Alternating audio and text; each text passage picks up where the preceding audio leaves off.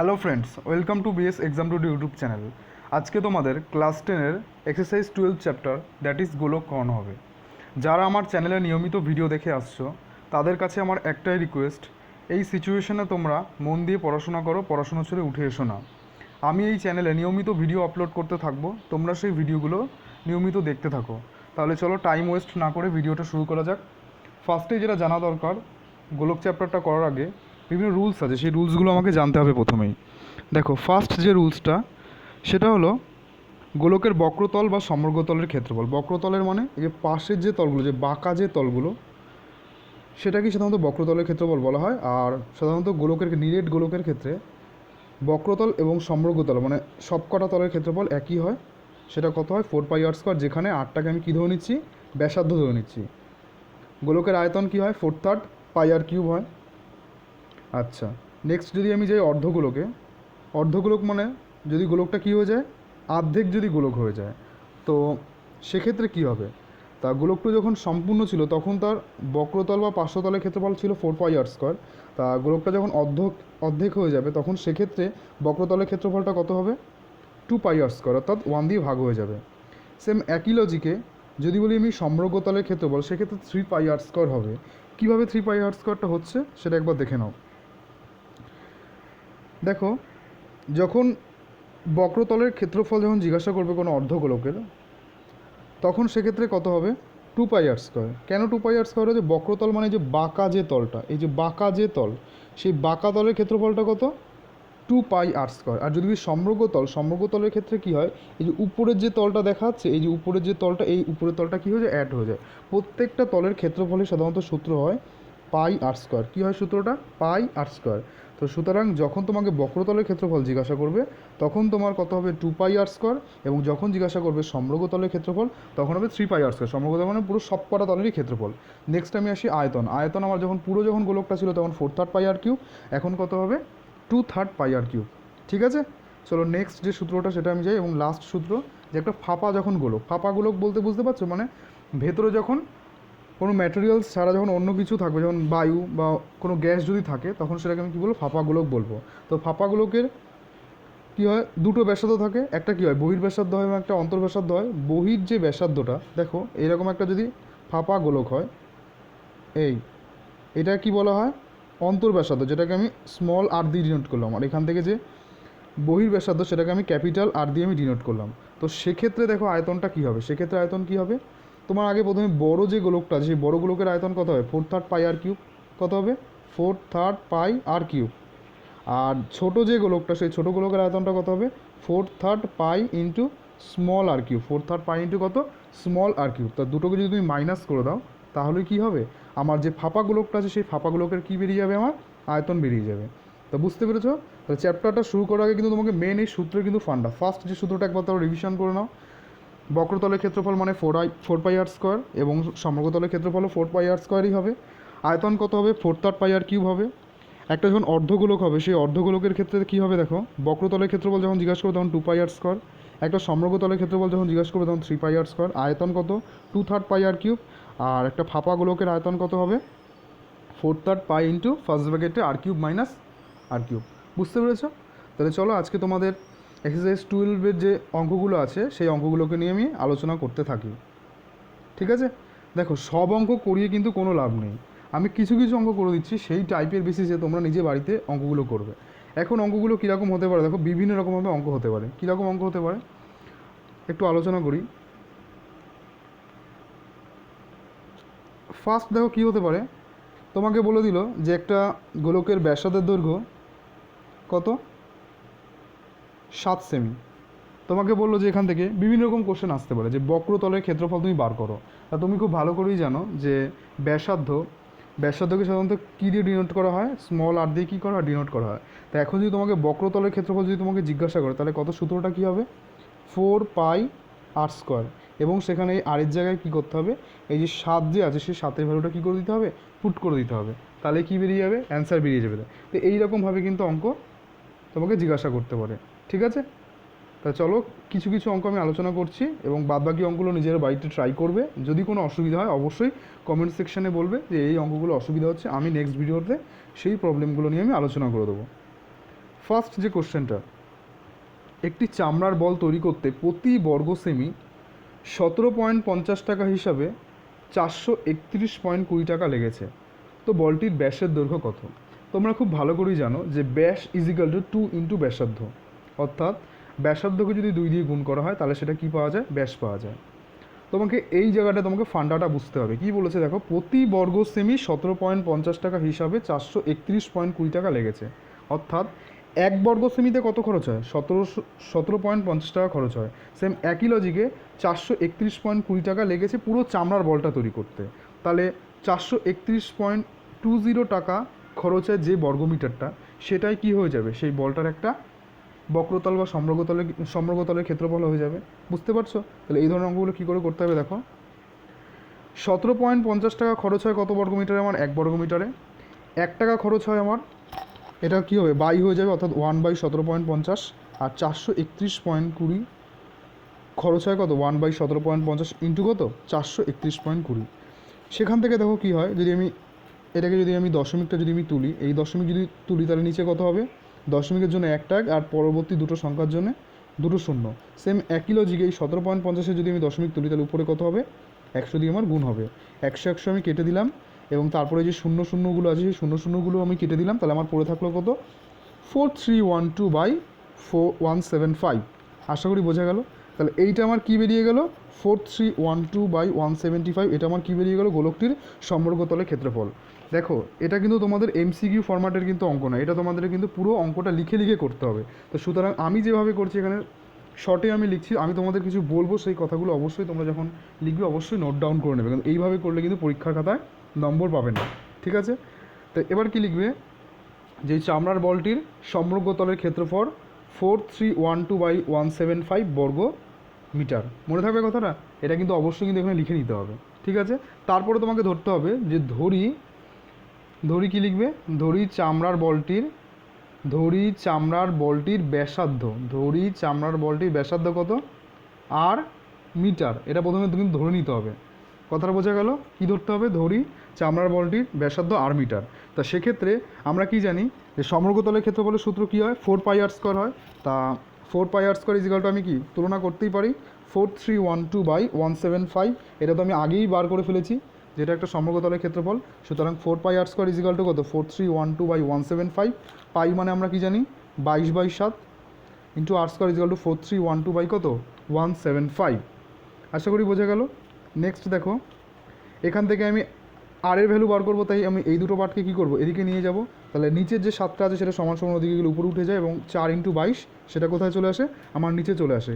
এবার দেখো, নর্মাল প্রসিডিউরে কাটাকুটি করা হয়েছে, আর কিছুই না।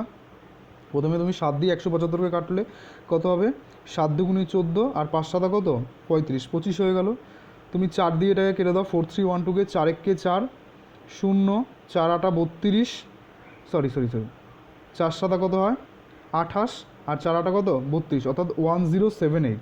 সেটাকে যদি তুমি 2 দিয়ে যদি কাটো তাহলে কত হবে? এটাকে 22 হবে। এটাকে যদি 2 দিয়ে তুমি কাটো তাহলে 5 3 9। এই 11 দিয়ে যদি এটাকে কেটে দাও তাহলে কত হবে? 49। তাহলে আমার কত পড়ে গেল? r² is equal two 49/25। তা আমি আর এর ভ্যালুটা কী করবো? √49/25, অর্থাৎ 49কে যদি রুট করো তাহলে কত? 7 আসবে এবং 25 যদি রুট করা তাহলে কত? 5 আসবে। এখন দেখো তোমার এখানে অ্যান্সারটা কী চেয়েছে? অ্যান্সারটা তোমাকে চেয়েছে দেখো যে বলটির ব্যাসের দৈর্ঘ্য কত। তাই ব্যাসের দৈর্ঘ্য আমি 8টা আমি কী ধরেছিলাম? 8টা আমি ব্যাসার্ধ ধরেছিলাম। তো আমাকে এখান থেকে কী বার করতে হবে? ব্যাসের দৈর্ঘ্য বার করতে হবে। তাহলে ব্যাসের দৈর্ঘ্য মানে কি? 2 × r, অর্থাৎ 7/5 × 2। 7-এর সঙ্গে 2 গুণ করলে 14/5 এবং এটাকে যদি ভাগ করো তাহলে অ্যান্সারটা কত আসবে? 2.8 আসবে। আশা করি বুঝতে পেরেছো। চলো নেক্সট কোশ্চেনে যাওয়া যাক। খুবই সহজ লেসেন এবং এই লেসেনটা থেকে খুব সহজেই কিন্তু নাম্বারটা ক্যারি করা যায়। তাই একটু যদি ভালো করে যদি কথাগুলো শোনো তাহলে আশা করি এই লেসেনের কোনো অঙ্কই অসুবিধা হবে না। সব অঙ্ক করার কিন্তু কোনো মানেই হয় না। কিছু ইউটিউবার্স আছে সব অঙ্ক ধরে ধরে 1 থেকে পুরো একদম 10 পর্যন্ত, কিন্তু 1 থেকে 10 পর্যন্ত করেই কিন্তু কোনো লাভই হবে না। তোমাকে আমি অঙ্কের থিমগুলো বুঝিয়ে দিচ্ছি, তুমি থিমগুলো শোনো, নিজে নিজে করো। তারপরে যদি কোনো অঙ্কে প্রবলেম হয় তখন আমাকে বলবে, আমি অবশ্যই করিয়ে দেবো। কিন্তু সব অঙ্ক করিয়ে বেকার টাইম নষ্ট করে কোনো লাভ হবে না। চলো 5 নম্বর যে কোশ্চেনটা আছে, কোনো গোলাকার গ্যাস বেলুন ফোলাবার সময় তার ব্যাসার্ধের দৈর্ঘ্য 7 সেমি থেকে 21 সেমি হলে বেলুনটির পূর্বের এবং পরের সমগ্র তলের ক্ষেত্রফলের অনুপাতটা চাইছে। তা কী বলছে, একটা বেলুন ছিল, যখন প্রথমে তার ব্যাসার্ধটা কত ছিল, 7 সেমি মতো ছিল। তারপরে কি হলো, বেলুনটার মধ্যে বেলুনটা ফোলানোর চেষ্টা করা হলো এবং তারপরে ফুলিয়ে কত এসছে, 21 সেমি এসছে। তো সেক্ষেত্রে বলছে পূর্বের এবং পরের যে সমগ্র তলের যে ক্ষেত্রফল হবে তার অনুপাতটা বলেছে। তাহলে প্রথমে যখন তোমার 7 সেমি যখন ছিল তখন তুমি তাহলে সমগ্র তলের ক্ষেত্রফলটা বার করো, এবং পরে 21 সেমি যখন হবে তখনও সমগ্র তলের ক্ষেত্রফলটা বার করো, তারপরে জাস্ট অনুপাতটা বার করে ফেলো। তা বেলুনটির পূর্বে তুমি এখানে লিখে নেবে যে বেলুনটির পূর্বের ব্যাসার্ধ ব্র্যাকেটে আর ইজিক্যাল টু কত, 7 সেমি। সমগ্র তলের ক্ষেত্রফলের সূত্র কি, 4 পাই আর স্কোয়ার, এবং আর এর ভ্যালু যেহেতু 7, তাহলে আর স্কোয়ার মানে কত হবে, 2টো 7 হবে, তাহলে 7 গুণ ইন্টু 7 হবে। এবং পাশে কিন্তু তোমাকে অবশ্যই কিন্তু এককটা কিন্তু লিখতে হবে, বর্গ সেমি। এই একক যদি না লেখো তোমাদের কিন্তু মধ্যশিক্ষা পর্ষদে যখন খাতা দেখা হবে তখন কিন্তু নাম্বার কেটে নেবে। তো সেক্ষেত্রে কিন্তু এককগুলোর দিকে খুব ভালো করে কিন্তু নজর দেবে, ঠিক আছে। এটা আমার কি বেরোলো, বেলুনটির পূর্বের তোমার সমগ্র তলের ক্ষেত্রফল বেরোলো। একই রকমভাবে বেলুনটির পরের ব্যাসার্ধ আমার কত হয়েছে, আর 21 সেন্টিমিটার হয়েছে, এবং সমগ্র তলের ক্ষেত্রফলের সূত্র 4 পাই আর স্কোয়ার। সেক্ষেত্রে কী হবে, 4 পাই ইন্টু 21 ইন্টু 21, যেহেতু আর এখানে গুণ কেউ করবে না, গুণ করার কোনো প্রয়োজন নেই, গুণ করা মানে ফালতু সময় নষ্ট হবে। এবং পাশে একই রকমভাবে কিন্তু তোমাদের লিখতে হবে বর্গ সেমি। এককটা দিয়ে কিন্তু প্রত্যেকে নজর দেবে। আমি সব কিছু লিখিনি, আমি এখানে লেখার জন্য কিছু কিছু স্পেস ফাঁকা দিয়ে রেখেছি। এবার আমাকে কি বলেছে, অনুপাতটা বার করেছে। তোমরা এবার কি লিখবে, যে বেলুনটির পূর্বের এবং পরের সমগ্র তলের ক্ষেত্রফলের অনুপাত। কী লিখবে এখানটায়, ঠিক এই জায়গাটা কিন্তু লিখতে হবে যে বেলুনটির পূর্বের এবং পরের সমগ্র তলের ক্ষেত্রফলের অনুপাত। এই লাইনটা কিন্তু এখানে মাস্ট কিন্তু লিখতে হবে, ঠিক আছে। লেখার পর কী করবে, দুটোকে এরকম পরপর বসিয়ে মাঝখানে ইস্টু চিহ্ন দিয়ে লিখে দেবে। এবং দেখে বা দুই দিক থেকে কী কেটে যাচ্ছে, 4 পাই কেটে যাচ্ছে। এটা কিন্তু নিয়ম নেই তোমাদের কাটার, একবার দেখে নাও যে 4 পাই কেটে যাচ্ছে। এই 7 দিয়ে যদি তুমি 21কে কাটো কত হবে, 3 হবে। এই 7 দিয়ে যদি তুমি 21কে কাটো তাহলে কত হবে, 3 হবে। অর্থাৎ এখানে 1 ইন্টু 1 পড়ে থাকলো, এখানে কত পড়ে থাকলো, 3 ইন্টু 3। অর্থাৎ 1 ইন্টু 1 গুণ করলে কত হয়, 1, আর 3 ইন্টু 3 গুণ করলে কত হয়, 9। তোমাদের কিন্তু অবশ্যই অঙ্কগুলোর অ্যান্সারও কিন্তু লিখতে হবে যে অনুপাতটা হবে কত, 1:9। আশা করি বুঝতে পেরেছো। চলো নেক্সট কোশ্চেনে যাওয়া যাক। এবার যে কোশ্চেনটা আছে সেই কোশ্চেনের কনসেপ্টটা খুব ভালো করে বুঝতে হবে। 6 নম্বর যে কোশ্চেনটা আমি করছি, অর্ধগোলাকৃতি একটি বাটি তৈরি করতে 127.2/7 বর্গ সেমি কী লিখেছে, তোমার পাত লেগেছে। তো বাটিটির মুখের ব্যাসের দৈর্ঘ্য। এবার কোশ্চেনটা হলো আমার অর্ধগোলাকৃতি বাটি। অর্ধগোলাকৃতি বাটির সাধারণত বক্রতলের ক্ষেত্রফল কত হয়, তোমার 2 পাই আর স্কোয়ার হয়, আর সমগ্র তলের ক্ষেত্রফল কত হয়, 3 পাই আর স্কোয়ার। এবার কোশ্চেনটা হলো এখানে বলছে যে অর্ধগোলাকৃতি একটি বাটি তৈরি করতে 127.2/7 বর্গ সেমি কী লাগছে, আমার পাত লাগছে। তা তুমি আমাকে বলো, একটা বাটি তৈরি করছি, তা সেই বাটিটা এখন আমি কোন জিনিসটাকে আমি ধরবো, এই 127.2/7 যে আমার পাতটা, এই পাতটা কি সমগ্র তলের ক্ষেত্রফল বলছে নাকি পার্শ্ব তলের ক্ষেত্রফল বলছে, এটাই কিন্তু বিগ এখানে কোশ্চেন। তুমি যদি একটু ভাবো, একটা বাটির যে শেপ হয় সেটা কিন্তু এইরকম হয়। তা বাটির ভেতরটা তো ফাঁকা থাকে, তাহলে মেইনলি এখানে বক্রতলের ক্ষেত্রফলটা, ঠিক। তো বক্রতলের ক্ষেত্রফলের সূত্র কী হয়, 2 পাই আর স্কোয়ার হয়। তা সেক্ষেত্রে 3 পাই আর স্কোয়ার তুমি ভুলেও করবে না, কারণ একটা বাটি তোমাকে তো বলেনি যে পুরো একটা অর্ধগোলাকৃতি একটা বাটি। যদি তোমাকে বলতো অর্ধগোলাকৃতি একটি পুরু বাটি মানে পুরোটা যখন বাটিটা যখন ভর্তি থাকবে, তখন সেক্ষেত্রে কিন্তু সমগ্রতলের ক্ষেত্রফলটা অবশ্যই 3 পাই আর স্কোয়ার হবে। কিন্তু এখানে যেহেতু কোনো কথা বলেনি, তো তোমাকে এখন 2 পাই আর স্কোয়ার ধরেই কিন্তু কাজটা আমাকে করতে হবে, ঠিক আছে। তাহলে চলো, তোমাকে এখানে কিন্তু ধরে নিতে হবে, আমি কিন্তু কিছু এখানে লিখি, তোমাকে এখানে ধরে নিতে হবে যে ধরি অর্ধগোলাকৃতি বাটিটির মুখের ব্যাসার্ধের দৈর্ঘ্য। এখানে ব্যাসের দৈর্ঘ্য আমরা পরে 2 দিয়ে আমি গুণ করে দেবো। তোমাকে লিখতে হবে ধরি অর্ধগোলাকৃতি বাটিটির মুখের ব্যাসার্ধের দৈর্ঘ্য আর সেমি। কী লিখবে, আর সেমি। এইভাবে কিন্তু কখনোই কিন্তু প্রশ্ন অনুসারে লেখা যাবে না। এটা কিন্তু তোমার মধ্যশিক্ষা পর্ষদের কিন্তু অঙ্ক, এটা কিন্তু কোনো কম্পিটিটিভ এক্সামের অঙ্ক না যে তুমি ডাইরেক্ট এগুলো করবো। অনেক স্টুডেন্টরা কিন্তু অঙ্ক করে ঠিকই, কিন্তু নম্বর পায় না সেম একই ভুলের জন্য। তুমি যদি ডাইরেক্ট যদি এই অঙ্কটা করো, তোমার কিন্তু এক্সামিনার যে দেখবে সে কিন্তু কেটে শূন্য বসিয়ে দেবে, কারণ এখানে কোনো তোমার আরের কিন্তু কোনো পরিচয়পত্র নেই। তোমাকে কিন্তু আরটা অবশ্যই মেনশান করতে হবে যে ধরি বাটিটির মুখের ব্যাসার্ধের দৈর্ঘ্য 8 সেমি, ঠিক আছে। তো সুতরাং আমি প্রশ্ন অনুসারে আমি লিখতেই পারি কত, 2 পাই আর স্কোয়ার ইজিক্যাল টু 127.2/7। এটা একটা মিশ্র ভগ্নাংশ, এটাকে যদি ভাঙাই তাহলে কত হবে, 7 হবে। এবং 7-এর সঙ্গে যদি আমি 127কে যদি আমি গুণ করি, 7-এর সঙ্গে যদি আমি 127কে যদি গুণ করি তাহলে কত হয়, দেখো 7 × 49, 49 9, হাতে আমার 4, 7 × 2 = 14, 4 18, 18 8, হাতে আমার 1, 7 × 7 আর কত 8, তাহলে কত হলো আমার 889। তার সঙ্গে যে উপরে 2টা যদি আমি যোগ করি তাহলে কত হবে আমার 891/7। Is that clear? তারপরে দেখো কী হচ্ছে, যে তলার যে 7 আছে, এই তলার যে 7 আছে, তলার 7 7 কেটে দেবে এবং তারপরে পড়ে থাকলো আমার 2 × 22 × r²। সেখান থেকে আমার কী হবে, r² ভ্যালুটা কী হবে দেখো, r² ভ্যালুটা কত হবে, 891/2 × কত হবে 22। তা সেখান থেকে 2 × 22 আমার হয়ে গেল। আচ্ছা, এবার দেখো তোমার কত দিয়ে কাটাকুটি যাচ্ছে, কত দিয়ে কাটাকুটি যাচ্ছে দেখো। এখানে একটু ভুল করা হয়েছে, যে r² = 81/22 নয়, এখানে ফার্স্ট অফ অল 891/2 × দেখো একবার 891/2 × কত 22, ঠিক আছে। এখানে আমার কত দিয়ে কাটাকুটি যাচ্ছে দেখো, প্রথমেই 11 দিয়ে কাটাকুটি যায়, 11 দিয়ে যদি আমি এটাকে কাটি তাহলে কত হচ্ছে, 2 হচ্ছে, এটাকে যদি আমি 11 দিয়ে কাটি তাহলে কত হচ্ছে 8, একটা কত 1, তাহলে কত হচ্ছে 81/2 × 2, কত 81/2 × 2। তো এখানে একটা জাস্ট একটা ইন্টুর, মানে এখানে দুটো 2 এর মাঝখানে একটা গুণ চিহ্ন হবে, ঠিক আছে। তাহলে কত হবে এখানটা দেখো 81/2 × 2, তাহলে r² = কত দাঁড়ালো 81/2 × 2। সেখান থেকে তাহলে r এর ভ্যালুটা কত হবে, r এর ভ্যালুটা কত হবে √81/2 × 2, ঠিক আছে।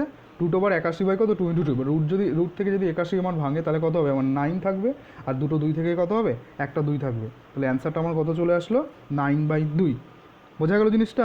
এভাবে লিখবে যে r = √81 কত 2 × 2, ঠিক আছে। এটা কিন্তু 22 কিন্তু না, ভালো করে নজর দেবে, এটা কিন্তু 22 না, এখানে আছে 2 × 2, লেখার সময় এটা প্রিন্টিং মিস্টেক ছিল, ঠিক আছে।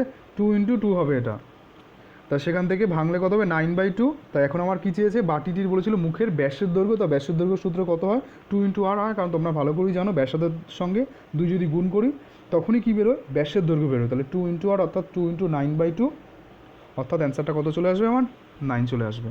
তাহলে বুঝতে পারছো নিশ্চয়ই। চলো নেক্সট কোশ্চেনে যাওয়া যাক। অঙ্কগুলো খুব সহজেই, গোলকের অঙ্ক ভীষণ সহজ এবং খুব ভালোভাবে মার্কসগুলো পাওয়া যায়। দেখো 8 নম্বর যে কোশ্চেনটা, একটি নিরেট সীসার গোলকের ব্যাসের দৈর্ঘ্য 14 সেমি, এই গোলকটিকে গলিয়ে 3.5 সেন্টিমিটার দৈর্ঘ্যের ব্যাসার্ধের কতগুলি নিরেট গোলক তৈরি করা হবে। অর্থাৎ একটা এরকম বড় একটা গোলক আছে, ঠিক আছে, যার ব্যাসার্ধের দৈর্ঘ্য কত বলে দিয়েছে 14 সেন্টিমিটার বলে দিয়েছে। এই গোলকটাকে কী করা হবে, একটা গোলানো হবে, গলিয়ে একটা ছোট্ট একটা গোলক তৈরি করা হবে, যার ব্যাসার্ধের দৈর্ঘ্য কত বলে দিয়েছে 3.5 সেন্টিমিটার বলে দিয়েছে। কত বলে দিয়েছে 3.5 সেন্টিমিটার বলে দিয়েছে। তো তুমি কী করে বার করবে, তুমি একটু ভাবো, তোমাকে কী বার করতে হবে, যে বড় যে একটা গোলক আছে সেই বড় গোলকটার কী বার করবে, প্রথমে আয়তন বার করবে, তারপরে কী বার করবে, ছোট যে গোলকটা আছে সেই ছোট গোলকটার কী বার করবে, তুমি আয়তন বার করবে, এবং তারপরে কী করবে, বড় গোলকটার আয়তন দিয়ে, বড় গোলকটার আয়তনটা গিয়ে ছোট গোলকটার যে আয়তন আছে সেটা দিয়ে যদি আমি ভাগ করে দিই তাহলে আমার অ্যান্সার বেরিয়ে যাবে কি কটা নিরেট গোলক তৈরি করা হয়েছে। তাহলে আমি কী বার করতে হবে, প্রথমে বড় গোলকটির আমার কী বার করতে হবে, ব্যাসার্ধের দৈর্ঘ্য। তাহলে আমি ধরে নিলাম যে নিরেট শীর্ষের গোলকের ব্যাসার্ধের দৈর্ঘ্য ব্র্যাকেটে r = 14/2, কারণ ব্যাসকে 2 দিয়ে ভাগ করলে কী বেরিয়ে যায়, আমার ব্যাসার্ধ বেরিয়ে যায়। তো অ্যান্সারটা আমার কত আসবে 7। এখানে 7 লিখতে হবে না, কিন্তু পাশে কী লিখতে হবে, অবশ্যই একক লিখতে হবে, সেন্টিমিটার, ঠিক আছে। তারপরে কী লিখতে হবে, যে নিরেট শেষের গোলকটির কি আয়তন, আয়তনের সূত্র কী হয় 4/3 πr³ এবং সেখানে 4/3 × 22/7 r এর মান কত 7, 7 × 7 × 7। ভুলেও এখানে কেউ কাটাকুটি কিচ্ছু করার দরকার নেই, কিচ্ছু করে কোনো লাভ হবে না, তো করারও দরকারও নেই, এভাবেই রেখে দাও। এবং পাশে অবশ্যই তোমরা লিখবে ঘন সেমি, কী লিখবে বলো, ঘন সেমি, এই একক কিন্তু মাস্ট অফ অল লিখতেই হবে। চলো নেক্সট, এবার তোমরা এখানটা কী লিখবে, এখানে একটা লাইন কিন্তু লিখতে হবে, এইভাবে কিন্তু লিখলে হবে না যে ব্যাসার্ধের দৈর্ঘ্য। এখানে তোমাকে কী লাইনটা লিখতে হবে, এই আয়তনের পরে এখানে একটা লাইন লিখতে হবে, যে লাইনটা লিখতে হবে, লিখবে যে বড় গোলক, এটা লিখবে যে বড় গোলকটিকে গলিয়ে যে ছোট যে নিরেট গোলকটি তৈরি করা হবে তার ব্যাসার্ধের দৈর্ঘ্য। কী লিখবে এখানটায়, বড় নিরেট সীসার গোলকটিকে গলিয়ে যে ছোট গোলকটি তৈরি করা হবে সেই গোলকের ব্যাসার্ধের দৈর্ঘ্য। বোঝা গেল? ব্যাসার্ধের দৈর্ঘ্য দেখো অলরেডি এখানে বলেই দিয়েছে 3.5 সেন্টিমিটার, তো আমি 3.5 সেন্টিমিটার লিখলাম। দশমিক তুলে তলায় কত হবে, আমার একটা 10 হবে, দশমিকের জন্য একটা 1, আর পাশে একটা সংখ্যার জন্য কত 10, তো আমার কত চলে আসলো 7/, কত চলে আসলো আমার 2 চলে আসলো, কত চলে আসলো আমার 7/, আমার 2 চলে আসলো। তো সেক্ষেত্রে আমি গোলকটা আমি কী করবো, আয়তন বার করবো, অর্থাৎ 4/3 πr³, ঠিক আছে, 4/3 πr³ এবং r এর ভ্যালু বসিয়ে দিলাম 7/2 × 7/2 × 7/2, কেউ ওখানে কাটাকুটি করবে না।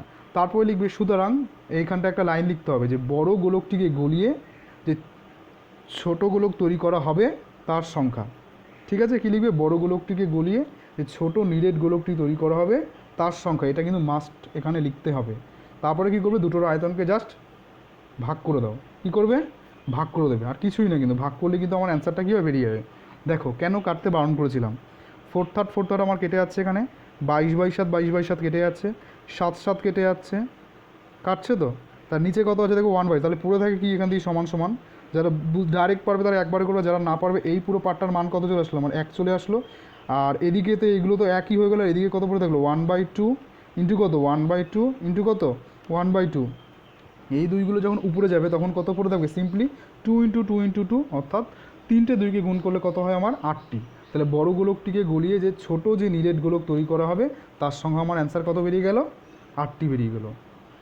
ঠিক আছে, খুব ইম্পর্টেন্ট কিন্তু এই অঙ্কটা। এই লেসনের মধ্যে যদি ইম্পর্টেন্ট বলি তো 2-3টে অঙ্ক আছে ইম্পর্টেন্ট, সেগুলো আমি বলে দেবো। এই একটা অঙ্ক ভীষণ ইম্পর্টেন্ট। তাহলে চলো নেক্সট অঙ্কে যাওয়া যাক। নেক্সট যে অঙ্কটা দেখো, 3 সেমি 4 সেমি 5 সেমি দৈর্ঘ্যের ব্যাসার্ধে 3টি নিরেট তামার গোলককে গলিয়ে একটি নিরেট বড় গোলক তৈরি করা হলো। তো বড় গোলকটির ব্যাসার্ধ দৈর্ঘ্য জিজ্ঞাসা করছে। অর্থাৎ এরকম 3খানা কী আছে? আমার নিরেট তামার গোলক আছে। এই 3টে নিরেট তামার গোলককে আমি গলালাম, গলিয়ে কী করলাম? একটা বড় একটা আমি গোলক আমি তৈরি করলাম। তো সেই বড় গোলকটির বলছে যে ব্যাসার্ধের দৈর্ঘ্য কত। সেই বড় গোলকটির কী হবে? ব্যাসার্ধের দৈর্ঘ্য কত। আমাকে একটু বলো, এই 3টে গোলকের সঙ্গে এই বড় গোলকটার আমি কী রিলেশন পাবো? একটা আয়তনের একটা রিলেশন পাওয়া যায়। মানে 3টে গোলকের আয়তনকে যোগ করলেই তো সেই বড় গোলকটির আয়তন পাওয়া যাবে। ঠিক আছে, তা আমি 3টে গোলকের আমি ব্যাসার্ধের দৈর্ঘ্য আমি জানি, তা সেখান থেকে তুমি আয়তন নিশ্চয়ই বার করতে পারবে। 3টে গোলকের আয়তন, 3টে গোলকের আয়তনকে যোগ করবে এবং তারপরে বড় গোলকের ব্যাসার্ধের দৈর্ঘ্য তুমি ধরে নেবে যে 8 সেমি, আর বড় গোলকের ব্যাসার্ধ 8 সেমি যখন ধরবো তার আয়তন কত হবে? 4/3πr³ এবং সেখান থেকে 4/3πr³ সঙ্গে যদি 3টে আয়তন যোগ করে সমান করে দিই তাহলে কিন্তু আমার অ্যান্সারটা কী হবে? বেরিয়ে যাবে। ঠিক আছে, তোমাকে কিন্তু এখানে লাইনটা এইভাবে লিখলে হবে না, কিন্তু ব্যাসার্ধের দৈর্ঘ্য। তোমাকে এখানে কী লাইনটা লিখতে হবে? যে ধরি কী ধরবে? দেখো, ধরি 3 সেমি 4 সেমি 5 সেমি দৈর্ঘ্যের ব্যাসার্ধের 3টি নিরেট তামার গোলক গলিয়ে যে নিরেট বড় গোলক তৈরি করা হবে। কী লিখবে? একটি নয়, যে নিরেট বড় গোলক তৈরি করা হলো নয়, হবে তার ব্যাসার্ধের দৈর্ঘ্য, তার ব্যাসার্ধের দৈর্ঘ্য 8 সেমি, যেটা দেখো নিচে লেখা হয়েছে। কী লিখবে তাহলে? বুঝতে পেরেছো যে 3 সেমি 4 সেমি 5 সেমি দৈর্ঘ্যের ব্যাসার্ধের 3টি বড় গোলককে গলিয়ে যে নিরেট বড় গোলক তৈরি করা হবে তার ব্যাসার্ধের দৈর্ঘ্য কত? 8 সেন্টিমিটার। তাহলে সেক্ষেত্রে এবার নিচে কী লিখবে? সুতরাং বড় গোলকটির কত আয়তন? 4/3πr³। পাশে অবশ্যই লিখতে হবে ঘন সেমি, এই একক কেউ যেন ভুল না করো। পাশে কী লিখবে? ঘন সেমি। সুতরাং এই প্রশ্ন অনুসারে নিশ্চয়ই আমি এবার লিখতে পারি যে 4/3πr³ মানে কি? বড় গোলকটার আয়তনটা ইজিক্যাল টু ছোটো যে 3টে গোলক, ফার্স্ট যে গোলকটার আয়তন, সেকেন্ড যে গোলকটার আয়তন, থার্ড গোলকটার আয়তন, 3টে গোলক কী করবে? ডাইরেক্ট যোগ করে দেওয়ার, কিচ্ছু করবে না, কোনো পাইয়ের মান বসানোর দরকার নেই। এখান থেকে সবকটার মধ্যে দেখো 4/3π কী হচ্ছে? কমন যাচ্ছে, তো এখানে তুমি 4/3π লিখে দেবে। আর এদিক দিয়ে কী পড়ে থাকে? 3³ 4³ 5³। ঠিক আছে, এখানে 4/3π আর এদিকে 4/3π কী হয়ে যায়? কেটে যায়। সেখান থেকে এখানে সিম্পলি কী পড়ে থাকে? r³ পড়ে থাকে। 3-এর কিউব মানে এখানে 27, 4-এর কিউব মানে 64, 5-এর কিউব মানে কত?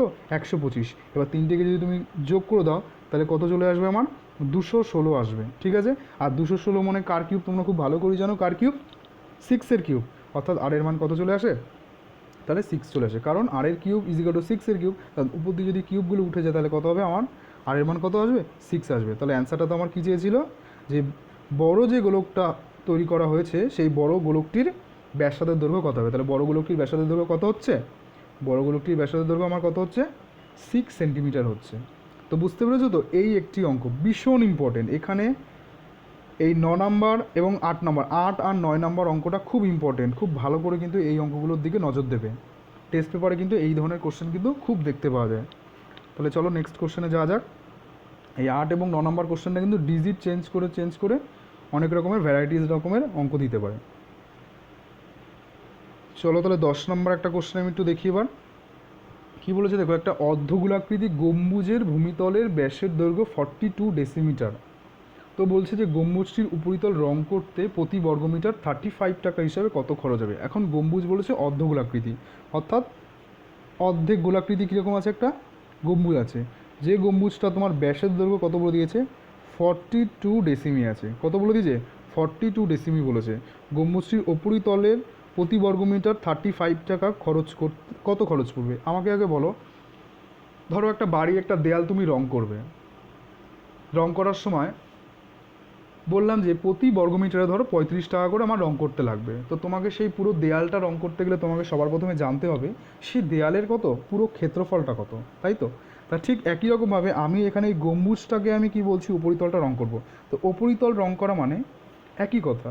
একটা অর্ধগোলাকৃতি মানে অর্ধগোলক যখন আসে তখন অর্ধগোলকের দুটো কনসেপ্ট থাকে। এক নম্বর কনসেপ্ট বক্রতলের ক্ষেত্রফল, 2 নম্বর কনসেপ্ট সমগ্রতলের ক্ষেত্রফল। এখন তোমরা আমাকে বলবে এই যে উপরি যে তলটা আছে সেই উপরিতলটা রং করতে কি মানে বক্রতলের ক্ষেত্রফল লাগবে নাকি সমগ্রতলের ক্ষেত্রফল লাগবে?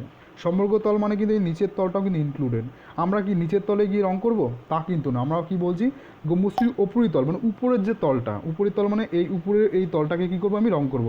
তাহলে অবশ্যই আমার কি দরকার, বক্রতলের ক্ষেত্রফল দরকার। এই জায়গাগুলো কিন্তু তোমাদের বুঝতে হবে ঠিক কোন জায়গাটায় তোমার বক্রতলের ক্ষেত্রফল ইউজ হচ্ছে আর কোনখানটা তোমার সমগ্রতলের ক্ষেত্রফল ইউজ হচ্ছে। ঠিক আছে? আরেকটা এখানে অঙ্কটার দিকে ভালো করে নজর দিতে হবে, বর্গমিটার, এখানে কি আছে ডেসিমিটার। তাহলে তোমাকে অবশ্যই এখানে ডেসিমিটার থেকে কী করতে হবে, বর্গমিটারে ট্রান্সফার করতে হবে। ঠিক আছে? তাহলে চলো দেখো, তাহলে গম্বুজটি আমার এখানে ব্যাসার্ধের দৈর্ঘ্য কত, এটা যেহেতু ব্যাস আছে তো অবশ্যই ব্যাসকে 2 দিয়ে ভাগ করলে কত চলে আসবে, আমার 21 ডেসিমিটার চলে আসবে। আর ডেসিমিটার থেকে মিটারে যদি আসো তাহলে সেটা তোমরা খুব ভালো করেই জানো কত দিয়ে ভাগ করতে হয়, মাত্র 10 দিয়ে ভাগ করতে হয়। তাহলে 21/10। কেউ ওখানে ভুলেও পয়েন্টে নিয়ে আসবে না যে 2.1 করার কিন্তু কোনো দরকার নেই, এভাবেই কিন্তু রাখবে। অঙ্ককে ফালতু ক্যালকুলেশন বাড়িয়ে আরও কিন্তু টাইম নষ্ট হবে, তা সুতরাং এভাবেই এটাকে রেখে দাও। তাহলে আমি কী বার করবো, গম্বুজের এবার কী বার করবো, বক্রতলের ক্ষেত্রফল। বক্রতলের ক্ষেত্রফলের সূত্র 4πr²। এখানে মান বসিয়ে দাও 22/7 ইন্টু 21/10 ইন্টু কত আমার 21/10। এখানে 7 দিয়ে 21কে কাটলে কত হয় 3 হয়। তাহলে 3-এর সঙ্গে এই 4কে গুণ করলে হয় 12, আর এদিকে 22 আর 21, আর তলায় কত পড়ে থাকলো আমার 100 পড়ে থাকলো। এখন আমার 1 বর্গমিটারে আমার কত টাকা খরচ হয়, 1 বর্গমিটারে আমার কত টাকা খরচ হয়, আমার 35 টাকা আমার খরচ হয়। সেম একই লজিকে এত বর্গমিটারে খরচ হবে কত, এটার সঙ্গে যদি আমি 35 টাকা যদি আমি গুণ করে দিই, এটা কী হবে, আমার এত টাকা আমার বেরিয়ে যাবে। তো তোমাদের আজকে একটা পার্ট এইচডাব্লিউ থাকবে এই ভিডিও শেষে, অবশ্যই এটা আমি করাবো না। এই 3টে যে পোর্শন আছে এই 3টে পোর্শনকে গুণ করবে, গুণ করে সেটাকে 100 দিয়ে ভাগ করে তোমরা অ্যান্সারটা নিজে লিখবে। এটা আমি তোমাদের জন্য আমি এইচডাব্লিউ রাখলাম। আশা করি তোমরা ক্লাস 10-এ যারা পড়ছো তারা অবশ্যই গুণ নিশ্চয়ই করতে পারবে। এই গুণের পার্টটা আমি আর করলাম না, এটা আমি তোমাদের ওপর ছেড়ে দিলাম। তো এখানে কী করবে, গুণ করবে, তলায় 100 থাকবে, সেই 100 দিয়ে ভাগ করে কত টাকা হলো বা সেটাকে তুমি টাকা এবং পয়সা তোমাদের বইয়ের অ্যান্সারে দেখবে, টাকা পয়সায় ভাগ করা আছে, তো তোমরা সেই অ্যান্সারটা লিখবে। ঠিক আছে? চলো নেক্সট অঙ্কে যাওয়া যাক। আশা করি নিশ্চয়ই বুঝতে পেরেছো অঙ্কটা, একদমই সহজ অঙ্ক। এবার যে 12 নম্বর অঙ্কটা, এবং এটাই আমাদের লাস্ট অঙ্ক, ভীষণ ইম্পর্টেন্ট কিন্তু 12 নম্বর অঙ্কটা। আমি যদি বলি চ্যাপ্টারের সবচেয়ে বোঝার অঙ্ক সেটা হলো 12 নম্বর অঙ্কটা। তাহলে চলো আগে 12 নম্বর অঙ্কের আমরা কোশ্চেনটা একটু পড়ে নিই যে 12 নম্বর অঙ্কে কী কোশ্চেন বলেছে। 12 নম্বরে দেখো, একটি ধাতব গোলকের উপরিতল এমনভাবে কেটে নেওয়া হলো যে নতুন গোলকের বক্রতলের ক্ষেত্রফল আগের গোলকের ঠিক অর্ধেক হয়ে যায়। মানেটা কি? ধরো এই একটা আমার কি আছে, ধাতব একটা গোলক আছে, ভালো করে দেখো, এই একটা আমার কি আছে, ধাতব একটা গোলক আছে। এবার আমি কি করলাম, সেই ধাতব গোলকের উপরিতল থেকে আমি কেটে নিলাম। কি করলাম, আমি ধরো এই কিছুটা পোর্শন ধরে আমি কেটে নিলাম, এই ধরো এই উপরে এই পোর্শনটাকে আমি কী করে বাদ দিয়ে দিলাম। এখন যে নতুন যে গোলক সেটা হলো এই গোলকটা ধরো আমার কি আছে, পড়ে আছে। আশা করি বুঝতে পেরেছো। এবার কি বলছে দেখো, একটি ধাতব গোলকের উপরিতল এমনভাবে কেটে নেওয়া হলো যাতে নতুন গোলকের বক্রতলের ক্ষেত্রফল আগের গোলকের ঠিক অর্ধেক হয়ে যায়। অর্থাৎ নতুন যে গোলকটা তৈরি করা হয়েছে সেই গোলকটার বক্রতলের ক্ষেত্রফল আগের যে গোলকটা আমার ছিল সেই গোলকের বক্রতলের ক্ষেত্রফলের কত হয়ে যায়, অর্ধেক হয়ে যায়। কত হয়ে যায়, অর্ধেক হয়ে যায়। তাহলে তুমি নর্মালি একটা ধরে নাও যে যে যে নতুন যে গোলকটা তৈরি হলো তার ধরো সাপোজ ব্যাসার্ধ হার ধরে নাও, আর আগে যে গোলকটি ছিল সেই গোলকটা ধরো তুমি ক্যাপিটাল আর ধরে নাও, তাদের তুমি বক্রতলের ক্ষেত্রফল বার করো এবং তাদের মধ্যে এই রিলেশনটা তুমি তৈরি করো। তাহলে চলো অঙ্কে ফিরে যাওয়া যাক।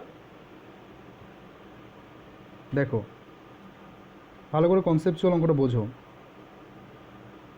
খুব ভালো করে কিন্তু এই অঙ্কটা থেকে মন দেবে। তাহলে প্রথমে আমার দেখো এই যে বড় আমার গোলকটা ছিল যার ব্যাসার্ধ আমি কত ধরেছি, 8 ছিল। দেখো আমি লিখেওছি যে ধরি ধাতব গোলকের ব্যাসার্ধ কত, আর একক।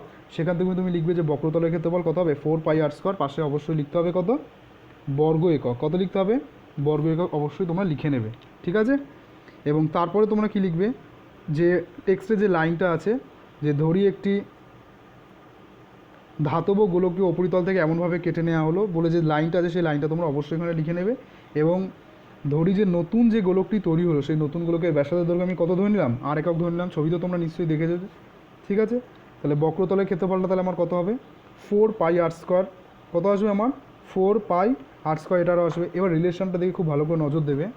বলেছি যে নতুন যে গোলকটির তৈরি হবে সেটি পূর্বের যে গোলক মানে আগের যে গোলক তার কী হবে, অর্ধেক হয়ে যাবে। অর্থাৎ নতুন গোলকের বক্রতলের ক্ষেত্রফল আমার কত, 4πr²।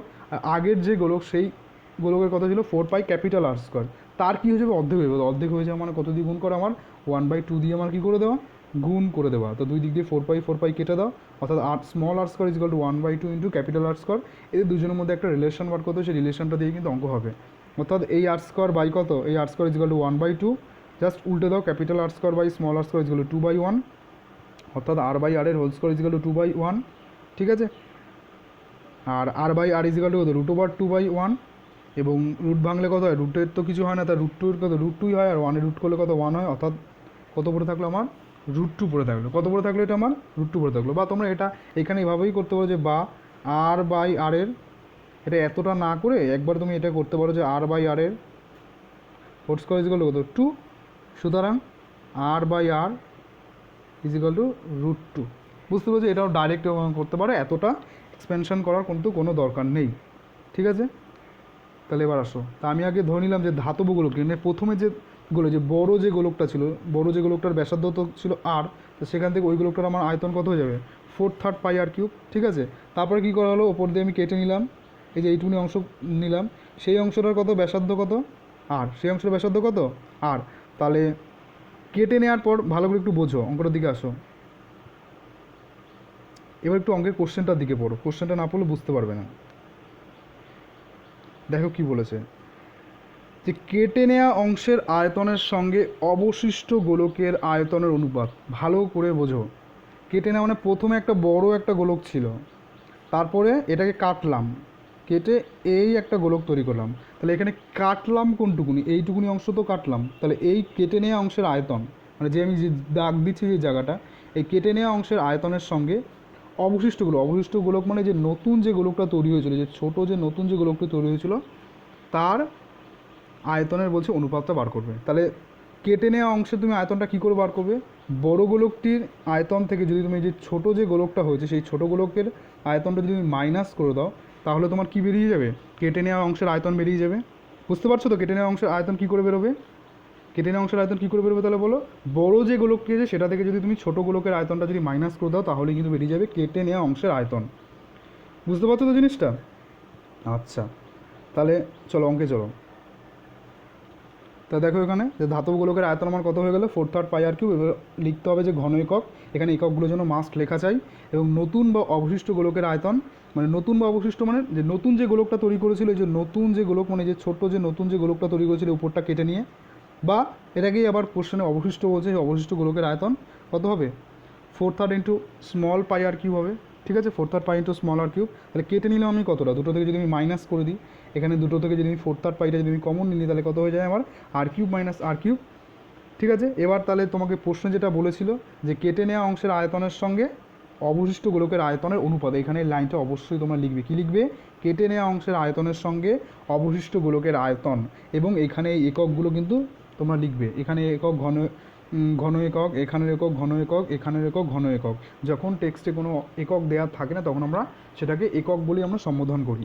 তাহলে দেখো অনুপাতটার দিকে তাকাও, 4/3 π into r³ minus r³ is to কত, এত। এবং দুই দিক দিয়ে দেখো 4/3 π কেটে যাচ্ছে, তো সেখানে তাহলে কী পড়ে থাকে, r³ minus r³ = small r³। এবং ইস্টু মানে তোমরা খুব ভালো করেই জানো সেটা কী হয়ে যায়, বাই হয়ে যায়। এবং এই বাইটাকে যদি তুমি দু জায়গায় তুমি দিয়ে দাও, তাহলে কত হবে, r³ ইন্টু স্মল r³ অর্থাৎ এখানে r³ কেটে গেলে কত পড়ে থাকে, আমার 1 পড়ে থাকে। আর r/r, এই r/r এর মানটা দেখো অলরেডি তুমি বার করে ফেলেছো কত, √2। দেখো উপরে পেয়েছো না, r/r মানে কত, √2। তাহলে এখানে কত লিখবে, যে √2 তার কত, হোল কিউব, মাইনাস কত, r³ মানে কত, 1। অর্থাৎ 3টে √2 যদি তুমি গুণ করো, 3টে √2 যদি তুমি গুণ করো, তাহলে কত হয় দেখো। আমি করণের একটা ক্লাস করেছিলাম, যদি কেউ এই কনসেপ্টগুলো না জানো তাহলে অবশ্যই ডিসক্রিপশান বক্স থেকে বা চ্যানেল থেকে গিয়ে দেখে নিতে পারো। দুটো √2 গুণ করলে কত হয়, একটা 2 হয়, আর নর্মাল একটা √2 পড়ে আছে, তাহলে কত হলো আমার 2√2, বুঝতে পেরেছো তো জিনিসটা? √2 এর কিউব মানে 3খানা রুটের গুণফল, অর্থাৎ দুটো √2 গুণ করলে কত হয়? একটা 2 হয়, আর আরেকটা √2 তো নর্মাল পড়েই আছে। তাহলে কত হলো আমার? 2√2 - 1। এবার এটা যেহেতু এটা রেখে দিলে কিন্তু কেটে কিন্তু শূন্য বসাবে তোমাকে অনুপাত চেয়েছে, তাহলে 2√2 - 1 এর তলায় কিছু নেই মানে কত আছে? 1 আছে, এবং সেইটাকেই আবার যখন অনুপাতে নিয়ে যাবো তাহলে কত হবে? 2√2 - 1:1। ভীষণ ইম্পর্টেন্ট অঙ্ক, ভীষণ ইম্পর্টেন্ট। তাহলে আজকে এই পর্যন্ত থাকলো। চলো একবার জাস্ট এক্সারসাইজটা নিয়ে আলোচনা করো। যেহেতু তোমাকে আমি বলেছিলাম যে সব অঙ্ক করিয়ে কোনো লাভ নেই। তুমি দেখো 1 নম্বর যে কোশ্চেনটা আছে, গোলকের ব্যাসার্ধের দৈর্ঘ্য বলেছে 10.5 সেমি, তো সম্পর্কতলের ক্ষেত্রফল তাহলে 4πr²। আশা করি রুলস বসিয়ে তোমরা করে ফেলতে পারবে। 2 নম্বর যে অঙ্কটা আমি করিয়ে দিয়েছি। 3 নম্বর যে অঙ্কটা দেখো, ব্যাসের দৈর্ঘ্য বলে দিয়েছে 7, তাহলে ব্যাসার্ধের দৈর্ঘ্য কত হবে? 7/2 হবে। কত ঘনসেমি লোহা আছে? তো কত ঘনসেমি মানে ঘনসেমি কার একক হয়? সাধারণত আয়তনের একক হয়। তাহলে কী বার করতে হবে? আমার আয়তন আমার বার করতে হবে। নেক্সট দেখো 4 নম্বর যে কোশ্চেনটা, 28 সেমি দৈর্ঘ্যের ব্যাস বিশিষ্ট একটি নিরেট গোলক জলে সম্পূর্ণ নিমজ্জিত করলে যে পরিমাণ জল অপসারিত করবে। যে পরিমাণ জল অপসারিত করবে মানে এক্ষেত্রে কী জিজ্ঞাসা করছে? তুমি একটু আর্কিমিডিসের ল মনে করে দেখো, যখন কোনো বস্তুকে জলের মধ্যে যখন ডোবানো হয় তখন কী হয়? ওর যে আয়তনটা, সেই আয়তনের দরুনই তো সমান জল অপসারিত করে। তাহলে এখানে কী বার করতে হবে? মেনলি আয়তন বার করতে হবে। কিন্তু ব্যাস আছে, তোমাকে কী বার করতে হবে? ব্যাসার্ধ বার করতে হবে। ব্যাসার্ধ মানে কত? 28/2 মানে 14। তাহলে 14 সেমি আমার কী বেরিয়ে গেলো? আর এর ভ্যালু বেরিয়ে গেলো। তো সেখান থেকে তুমি অবশ্যই আয়তনটা বার করে ফেলতে পারবে। 6 নম্বর অঙ্ক দেখ, 5ও করিয়েছি, 6ও করিয়ে দিয়েছি। আচ্ছা, 7 নম্বরটা নিশ্চয়ই করার দরকার নেই। ব্যাসার্ধ দৈর্ঘ্য 2.1 বলেছে, কত ঘনসেমি লোহা লাগে। ঘনসেমি মানে কী বার করতে হবে? আমার আয়তন বার করতে হবে। আয়তনের সূত্র কী হয়? 4/3πr³ হয়। নেক্সট, লোহার গোলার বক্রতলের ক্ষেত্রফল মানে 4πr²। তাহলে বলো, এই সমস্ত সূত্রের অঙ্কগুলো তো করিয়ে কোনো লাভ নেই, সময় নষ্ট করেও লাভ নেই, আর তোমাদেরও দেখে সময় নষ্ট করে কোনো লাভ নেই। তো সুতরাং ওগুলো আমি বুঝিয়ে দিচ্ছি, তোমরা এভাবেই করে নেবে। যদি কোনো অসুবিধা থাকে তাহলে কমেন্ট সেকশানে বলবে।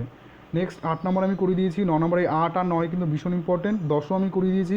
11 নম্বরটা দেখো আমি করাইনি, যে ফাঁপা গোলকের ব্যাসের দৈর্ঘ্য 21 সেমি আর 17.5 সেমি, তো গোলকটি তৈরি করতে যে ধাতুর পাত লাগবে তাদের অনুপাত বার করতে বলছে। দুটোকে কী বার করবে? আয়তন বার করবে, এবং আয়তন বার করে কী করবে? দুটোকে অনুপাত করে দিলে অ্যান্সার তোমার বেরিয়ে যাবে। 12 নম্বর অঙ্কটা আমি করিয়ে দিয়েছি। 13 নম্বর অঙ্কটা তোমরা নিজেরা করবে, এটাও একটা স্পেশাল একটা অঙ্ক, এটা আমি করাবো না আজকে। যদি কোনো অসুবিধা হয় কমেন্ট সেকশানে বলবে, তো নেক্সট ভিডিওতে আমি করিয়ে দেবো।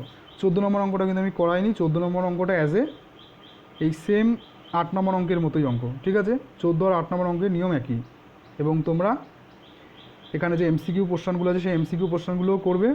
যদি কোনো অসুবিধা হয় তো কমেন্ট সেকশানে কমেন্ট করবে, তো তোমাদের রিকোয়ার্ড মতো আমি নেক্সট ভিডিওতে এই এমসিকিউগুলো নিয়ে আলোচনা করব, ঠিক আছে? তাহলে আজকে এখানেই ক্লাসটা কমপ্লিট করছি। তোমরা এই অঙ্কগুলো করো। যদি কোনো অসুবিধা হয় তাহলে অবশ্যই বলবে। তো ভিউয়ার্স, যদি ভিডিওটা ভালো হয় ভিডিওটা অবশ্যই শেয়ার করবে এবং চ্যানেলটা সাবস্ক্রাইব করবে। সঙ্গে পাশের যে বেল আইকনটা আছে সেটা প্রেস করতে ভুলবে না, যাতে এইরকম নতুন নতুন অঙ্কের আপডেট সবার আগে তোমার কাছেই পৌঁছে যায়। তো আজকে এখানে শেষ করলাম। নেক্সট ভিডিওতে আবার দেখা হবে। Thank you.